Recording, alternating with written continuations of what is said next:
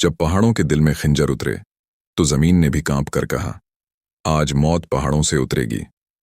सुन 1136 ईस्वी का जमाना था। शाम के शमाली पहाड़ों पर सर्द हुआ पत्थरों से टकराकर एक खौफनाक गूंज पैदा करती थी। उन्हीं पहाड़ों में एक खफिया गरवा आबाद था जिसे लोग हशाशीन के नाम से जानते थे। उनका सरदार कहलाता था मुल्कुल जबल, यानी पहाड़ों का बादशाह। वो एक ऐसा शख्स था जिसके नाम से बड़े बड़े सलातीन लरस जाते थे। इसके कातिल रात के अंधेरों में निकलते, बादशाहों के खीमों में घिस जाते और सुबह होते ही गायब हो जाते। जब सुल्तान सलाहुद्दीन अय्यूबी ने शाम और मिस्र को एक परचम तले जमा किया तो मुल्कुल जबल को खतरा महसूस हुआ। उसे इल्म था कि अगर सलाहुद्दीन कामयाब हुआ तो उसकी पहाड़ों पर कायम खफिया सल्तनत खत्म हो जाएगी।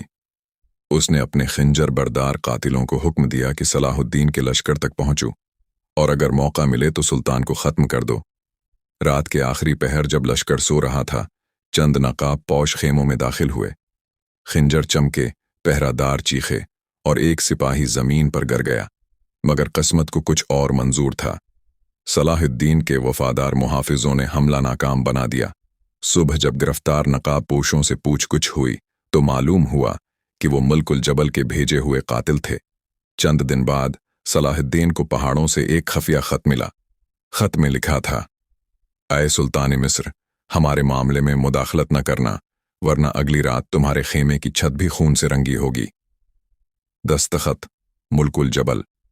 सुल्तान ने खत पढ़कर मुस्कुरा दिया और कहा, जो अल्लाह पर भरोसा रखता है वो पहाड़ों के बादशाह से नहीं डरता। सलाहुद्दीन ने खत जला दिया और हुक्म दिया कि लश्कर को किला मुस्याफ की तरफ रवाना किया जाए, वही जगह जहां मुल्कुल जबल अपनी दहशत की सल्तनत चलाता था। लेकिन जब लश्कर वहां पहुंचा तो एक हैरान कौन वाकया पेश आया। एक रात सुल्तान के खैमे के अंदर एक छोटा सा खंजर मिला जिसके साथ एक फूल बंधा था। ये मुल्कुल जबल का इशारा था, मैं चाहूं तो अभी तुम्हें मार सकता हूं। सुल्तान सलाहुद्दीन ने इस इशारे को समझा।